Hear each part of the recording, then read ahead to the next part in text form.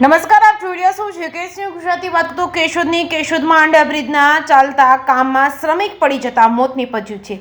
સમગ્ર વાત કરવામાં આવે તો કેશોદમાં લાંબા સમયથી ચાલતું અંડર બ્રિજનું કામ અંગતે ગોજારું સાબિત થયું છે. કેશોદના 4 ચોક વિસ્તારમાં આવેલ રેલવે ફાટક પર ટ્રાફિક સમસ્યા હલ કરવા અને ફાટક મુક્ત કરવા ખાતમુહૂર્ત કર્યા પછી મુદત પૂરી થવા છતાં ચાલતા અંડર બ્રિજનો કામમાં આજે વહેલી સવારે શ્રમિક પડી જતા ગંભીર રીતે ઇજાગ્રસ્ત બનતા મોતને ભેટ્યા હતા. કેશોદના 4 ચોક રેલવે ફાટક પાસે આવેલ પ્રોવિઝન સ્ટોરના ઓટા પર સુતેલા વિજયભાઈ કાનાભાઈ ચારોલિયા, ઉંમર વર્ષ 40, રહેવાસી કોટ પાછળ, કેશોદ પ્લાસ્ટરમાં મજૂરી કામ કરતા હોય અને કોઈ કારણોસર ગબડી પડતા જ અંડરબ્રિજના સળિયાથી ગંભીર ઇજાગ્રસ્ત થતા જ સ્થળ પર જ મોત નીપજ્યું હોવાનું પ્રાથમિક તપાસમાં જાણવા મળ્યું હતું. વહેલી સવારે પસાર થતા રાહદારીઓ અને વેપારીઓને ધ્યાને આવતા તાત્કાલિક 108 એમ્બ્યુલન્સ સેવાને જાણ કરતા વિજયભાઈ કાનાભાઈ ચારોલિયાનો મૃતદેહને બહાર કાઢવામાં આવ્યો હતો. પોસ્ટમોર્ટમ માટે Keshod sub district civil hospital ખાતે ખસેડવામાં આવ્યો હતો.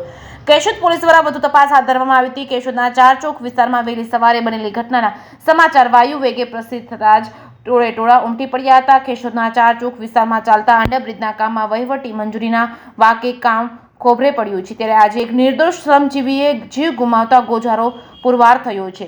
જેકેએસન્યૂઝ ગુજરાતી સાથે રાજુ પંડ્યા, કેશોદ.